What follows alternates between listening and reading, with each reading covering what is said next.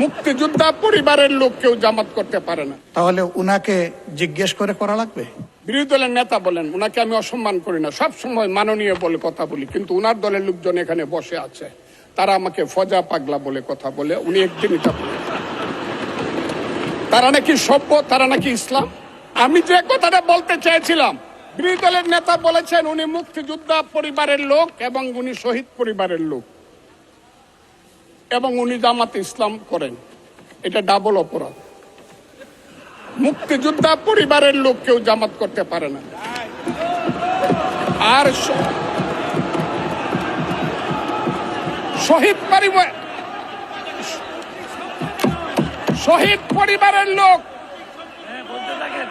শহীদ মাননীয় সদস্যবৃন্দ, ওনাকে বলতে দেন।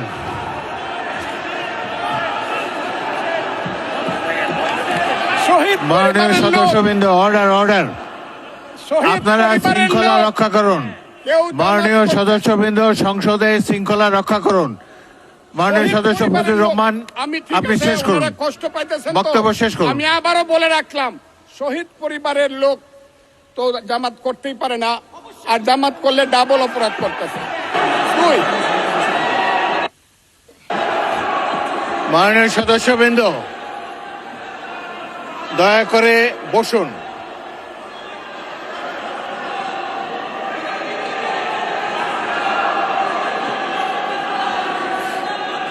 মাননীয় সদস্যবৃন্দ, বসুন বসুন বসুন প্লিজ।